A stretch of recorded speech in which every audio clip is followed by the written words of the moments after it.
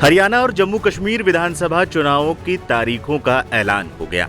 दोनों राज्यों के नतीजे एक साथ ही 4 अक्टूबर को आएंगे।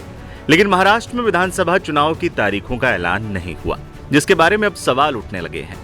हरियाणा और महाराष्ट्र के चुनाव एक साथ क्यों नहीं हो रहे हैं, इसको लेकर सवाल उठने लगे, क्योंकि दोनों ही राज्यों का नवंबर में ही विधानसभा का समापन हो रहा है। इस पर चर्चा इसलिए भी तेज हो गई क्योंकि एक दिन पहले ही पीएम मोदी ने वन नेशन वन इलेक्शन की बात कही थी।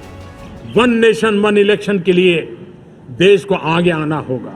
मैं लाल किले से तिरंगे की साक्षी में देश के राजनीतिक दलों से आग्रह करता हूं, देश के संविधान को समझने वाले लोगों से आग्रह करता हूं कि भारत की प्रगति के लिए, भारत के संसाधनों का सर्वाधिक उपयोग जन सामान्य के लिए हो, उसके लिए वन नेशन वन इलेक्शन के सपने को साकार करने के लिए हमें आगे आना चाहिए।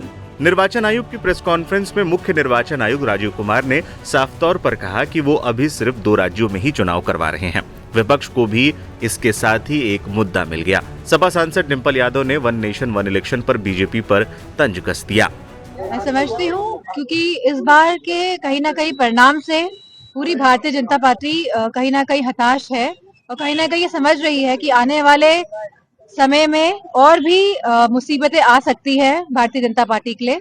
तो जहाँ जो लोग बात करते थे कि वन नेशन वन टैक्स की, और जहाँ जीएसटी आज हम देख रहे हैं हमारा जो व्यापारी है किस तरह परेशान है और सभी परेशान है, तो मैं समझती हूँ ये दोगुली जो बातें हैं, जैसे वन नेशन वन टैक्स की बात होते हुए जीएसटी ला के लगातार हमारे व्यापारी भाइयों को जो नुकसान पहुंचाया गया है, वहीं इसी तरह जो यह वन नेशन और वन इलेक्शन की जो बात करें, कहीं ना कहीं इसमें दोहरी राजनीति है। बता दें, हरियाणा और महाराष्ट्र में एक साथ चुनाव क्यों नहीं हो रहे हैं, इस बारे में जब पूछा गया तो मुख्य निर्वाचन आयुक्त राजीव कुमार ने कहा कि इसके कई कारण हैं। उन्होंने कहा कि महाराष्ट्र बड़ा राज्य है, ऐसे में वहां कई चरणों में मतदान होंगे और त्योहारों के चलते अलग अलग से वोटिंग कराई जानी पड़ेगी।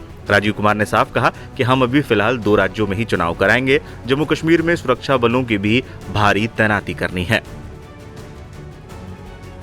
पहले महाराष्ट्र और हरियाणा एक साथ हुए थे। 3 नवंबर हरियाणा की डेट है तो 26 नवंबर महाराष्ट्र की डेट है, right.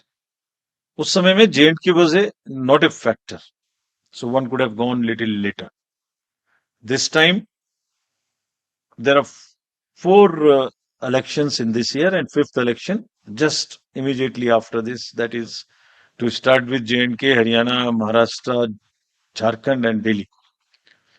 So depending on the forces, requirement of forces, which is, as I said, which is in a higher tone in J&K, हमने दो चुनाव को एक साथ करने का निर्णय लिया। और फिर ऐसा नहीं कर सकते कि जब J&K अनाउंस करें और J&K चल रहा हो तो उसके बीच में दूसरा अनाउंस करें। और साथ ही साथ और भी बहुत सारे फैक्टर्स हैं।